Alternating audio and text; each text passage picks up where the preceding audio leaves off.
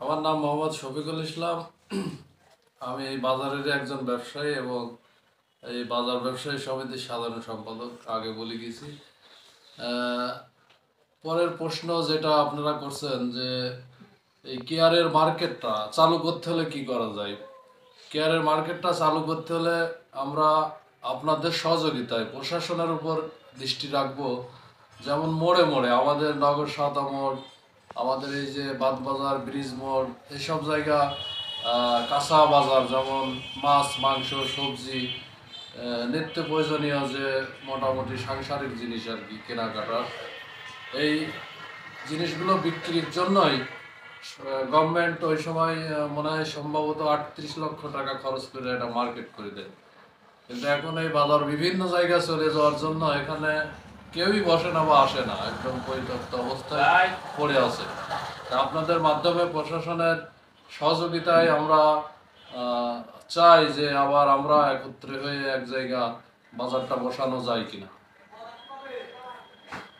এই জন্য আপনারা ব্যবসায়ী যারা আছেন আপনাদের ভিতরে কতটুকু আন্তরিকতা আছে? আমরা আমাদের যেখানে ডাকবেন বা যে কাজে লাগাবেন আমরা আসি, যাব এবং থাকবো।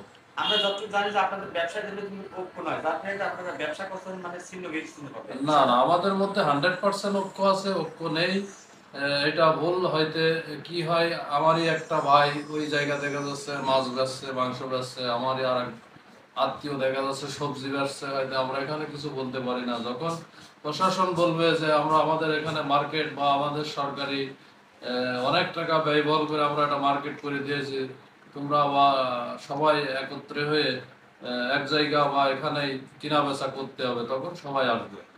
আরেকটা কথা প্রচার করা আছে, পরিবেশ নষ্ট হচ্ছে, আরো জায়গা জায়গায় আমরা যত জানি যে আপনারা রাষ্ট্রের জায়গা দখল করে আপনারা মার্কেট করছেন এবং ব্যবসা করছেন, আসলে বিষয়টা বলবেন।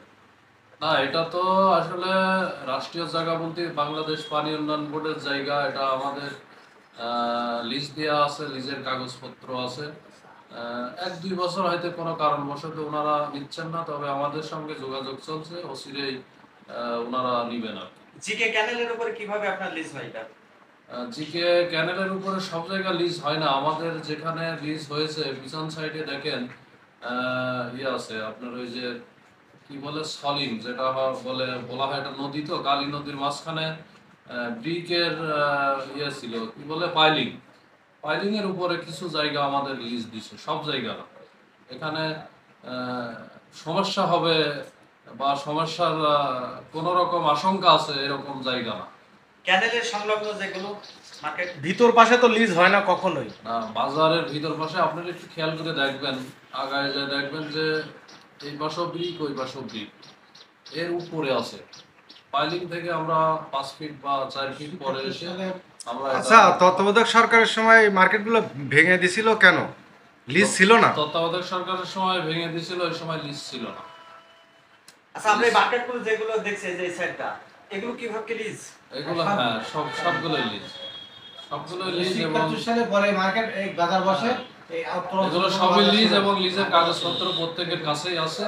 হ্যাঁ, এই 2 বছর আমাদের কাছ থেকে নেন না পানি উন্নয়ন বোর্ড। আমরা যোগাযোগ করছি, বলছে আমাদের মন্ত্রণালয়ের একটু নিষেধাজ্ঞা আছে, আবার চিঠি চলে আসবে, আসলে আপনাদেরকে ইনফরমেশন করবো, আপনারা এসে টাকা জমা দিয়ে যাবেন। আমরা ব্যাংকের মাধ্যমে টাকা দিই প্রতি বছর।